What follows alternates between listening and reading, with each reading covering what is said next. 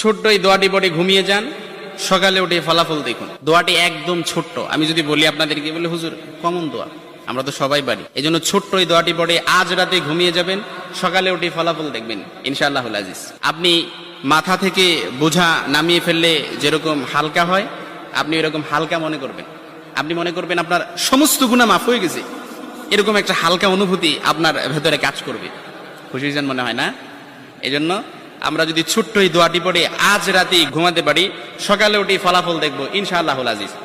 আমি যদি আপনাদেরকে হাদিসের টেক্সট শোনাই, হযরত যায়েদ রাদিয়াল্লাহু তাআলা আনহু থেকে বর্ণিত, রাসূল সাল্লাল্লাহু আলাইহি সাল্লাম বলেন, হাদিসের স্পষ্ট ন্যারেশন হচ্ছে, যে ব্যক্তি রাত্রিবেলা 3 বার এই দোয়াটি পড়ে ঘুমিয়ে যাবে, সকালে উঠে আল্লাহ তাআলা তার সমস্ত গুনাহ মাফ করে দিবে। সুবহানাল্লাহ বাড়িতে যায় বললেন।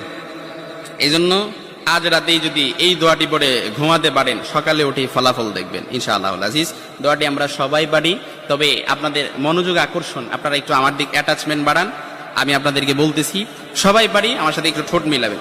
আস্তাগফিরুল্লাহাল্লাযী লা ইলাহা ইল্লা হুয়াল হাইয়ুল কাইয়্যুম ওয়া আতুবু ইলাইহি লা হাওলা ওয়ালা কুওয়াতা ইল্লা বিল্লাহিল আলিয়্যিল